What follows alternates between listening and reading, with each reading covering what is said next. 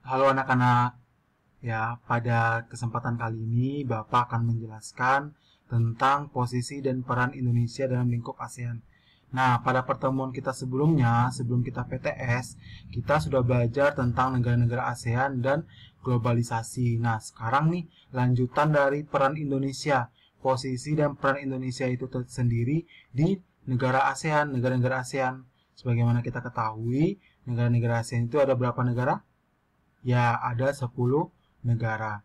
Nah, untuk hari ini, Bapak harapkan kalian dapat memperhatikan video yang Bapak berikan dengan seksama agar kalian bisa paham apa aja sih posisi dan peran Indonesia dalam lingkup ASEAN. Yuk, kita mulai ya.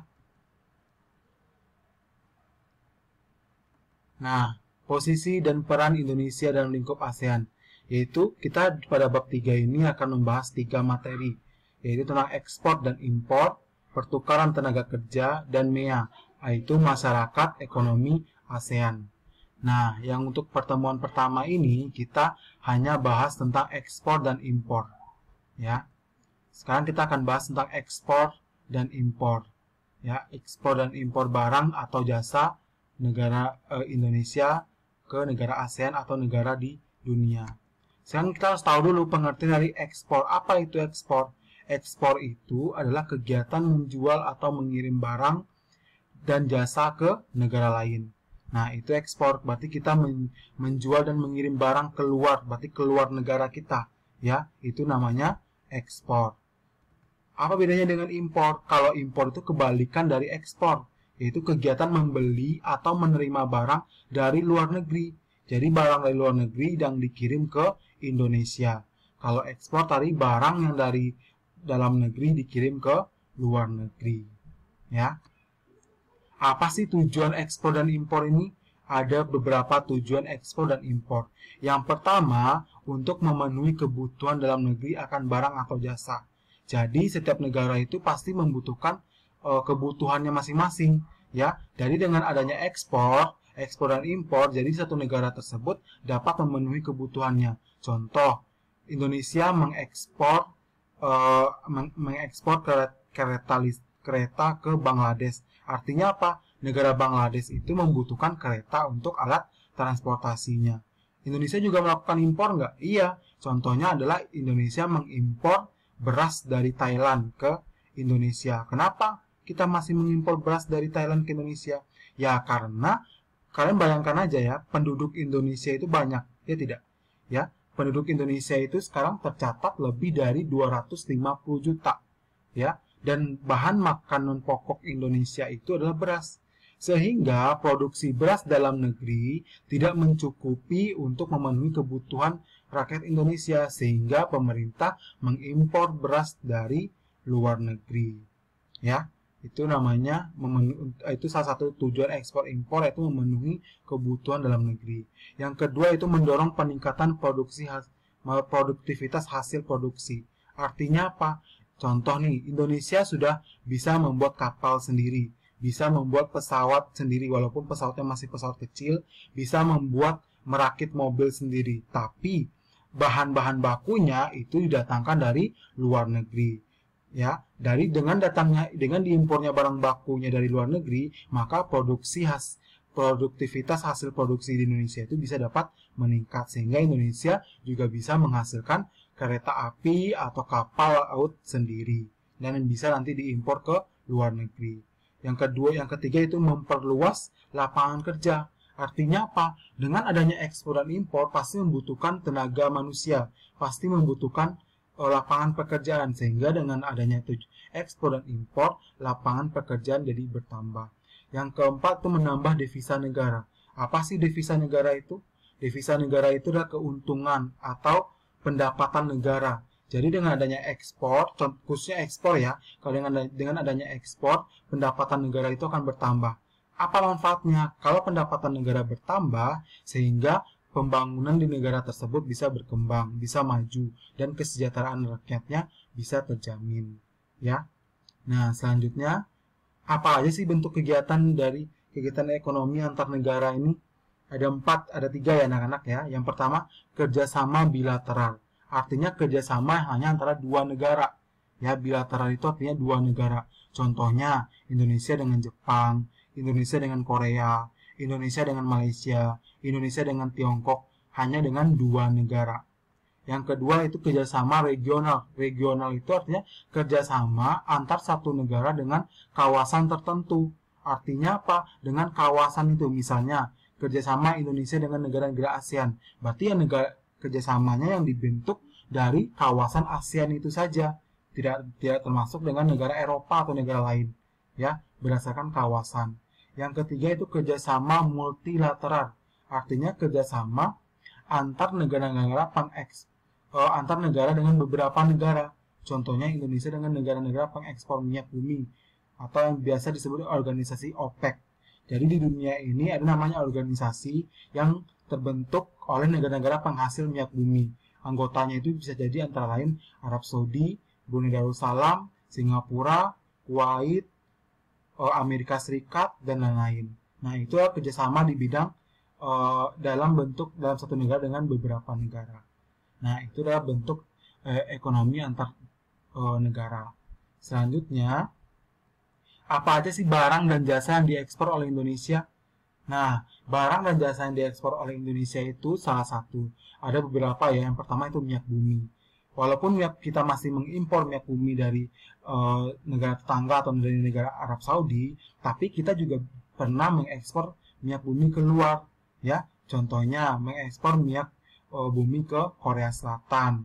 Nah, ya. Terus apa lagi? Yang paling banyak itu adalah hasil pertanian seperti karet, kopi, teh, tembakau, biji coklat. Nah, Indonesia juga termasuk penghasil kopi terbesar di dunia ya. Kalau negara penghasil kopi terbesar di dunia itu adalah Brazil, dan negara Indonesia juga termasuk salah satunya. Nah, hasil industri apa yang dikirim? Mebel. Mebel itu tahu nggak apa? Mebel itu contohnya adalah kursi, meja makan, barang-barang dari kayu jati yang banyak diproduksi di Jawa Tengah seperti Jepara. Yang lanjutnya itu kain tenun, minyak kelapa sawit, pupuk urea, ya itu banyak dikirim ke luar negeri. Selanjutnya itu hasil tambang, contohnya tembaga, ya, tembaga, biji nikel, batu bara, pasir, dan biji besi. Nah, seperti kalian ketahui, ya,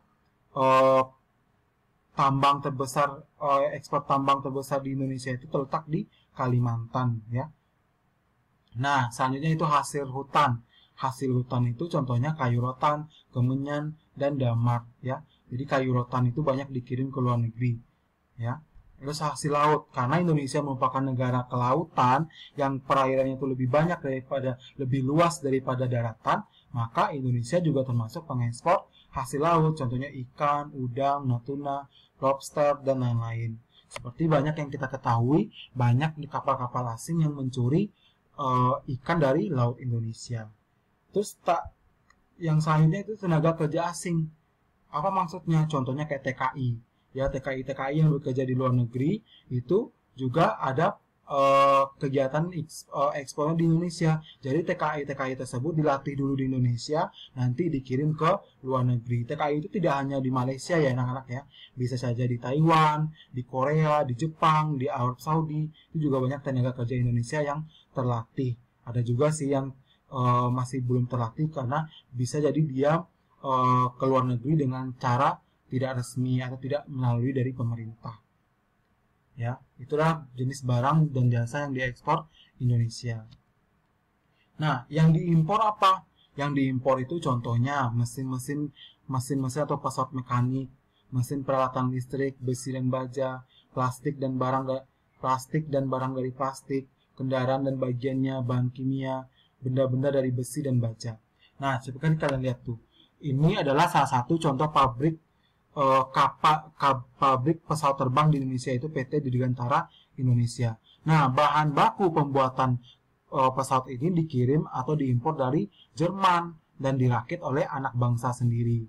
Nah, contoh yang lain apa? Mesin dan peralatan listrik. Mesin contohnya. Di Indonesia itu sudah bisa merakit mobil, tapi bahan bakunya sebagian besar dari Jepang. Ya, di Indonesia itu hanya merakit. Sama juga dengan handphone. Handphone itu walaupun dia made in China atau made in Tiongkok, tapi dia dirakitnya itu kebanyakan di Batam, ya, di Kepulauan Riau. Terus lagi plastik dan barang dari plastik ini apa maksudnya? Ya seperti barang-barang perabotan yang dipakai oleh orang tua kita. Itu barang-barang plastik atau barang-barang dapur itu kebanyakan dikirim dari Tiongkok, ya. Nah, kendaraan dan bagiannya seperti Bapak jelaskan tadi, kendaraan, bagian-bagian dari kendaraan itu juga banyak diimpor dari luar negeri. Terus siapa saja sih negara-negara yang melakukan kegiatan ekspor dan impor dengan Indonesia? Yaitu ada Jepang, Malaysia, Singapura, Thailand, Bangladesh, Korea Selatan, Tiongkok, dan masih banyak negara lain yang melakukan kegiatan ekspor dan impor dengan Indonesia. Nah, apa manfaat kegiatan ekspor? Yang pertama yaitu memperluas lapangan pekerjaan. Seperti yang Bapak jelaskan tadi ya. Yang kedua, menghasilkan devisa untuk pembangunan suatu negara. Yang ketiga, memberi peluang bagi industri untuk memperluas pasar ke luar negeri. Jadi kalau misalnya nih, dengan kita membuat suatu usaha makanan, dan usaha makanan kita itu sudah terkenal di Indonesia. Dengan adanya kegiatan ekspor, kita bisa mengekspor makanan kita ke luar negeri. Contoh, banyak sekarang makanan-makanan impor yang dikirim ke Indonesia. Sekarang kan lagi banyak tuh orang lagi cenderung menyukai Korea Selatan. Ya banyaklah makanan-makanan Korea Selatan yang ada di supermarket Indonesia. Contohnya kayak kimchi dan yang lain itu. Yang kedua, yaitu yang selanjutnya itu meningkatkan hubungan baik dengan negara lain. Ya. Nah, manfaat kegiatan impor juga ada. Yang pertama itu mencukupi kebutuhan barang dalam negeri. Yang kedua, mengembangkan kegiatan industri dalam negeri, meningkatkan persaingan yang sehat antar negara, memungkinkan terjadinya alih teknologi dari suatu negara maju. Artinya apa? Memungkinkan terjadinya alih teknologi dari negara maju itu artinya adalah dengan dia impor, contohnya impor bahan baku pembuatan pesawat ke Indonesia. Nah, pada saat dia impor bahan baku tersebut, negara yang pengimpor itu juga mengajarkan Indonesia bagaimana cara merakitnya. Sehingga apa? Sehingga negara Indonesia juga tahu, juga bisa bagaimana cara merakit pesawat, ya. Nah, itulah contohnya alih teknologi, ya. Nah, dari penjelasan yang Pak berikan, semoga kalian bisa memahami, ya. Kalau memahami, kalau tidak bisa dipahami, kalian ulang lagi putar videonya.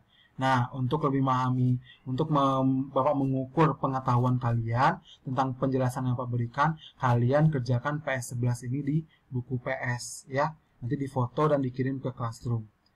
Hanya ada 2 soal, ya. Yang pertama, perhatikan barang-barang di sekitarmu. Barang impor apa saja yang kamu gunakan. Jelaskan jelaskan apakah barang tersebut bermanfaat, kenapa. Nah, perhatikan ya barang-barang yang ada di sekitar kita itu barang impor, ya. Apa manfaatnya untuk kita barang impor tersebut dan kenapa bermanfaat. Nah, yang kedua itu Indonesia merupakan negara penghasil beras terbesar di Asia Tenggara. Tetapi kenapa Indonesia masih mengimpor beras? Jelaskan alasannya. Ya. Ini kalian jelaskan ya menggunakan bahasa kalian sendiri, ya. Kalian jabarkan dengan bahasa kalian sendiri dan kalian telah lagi jawaban-jawaban kalian. Bapak tidak terima jawaban yang singkat, ya. Selamat mengerjakan, ya. Nah, selamat mengerjakan.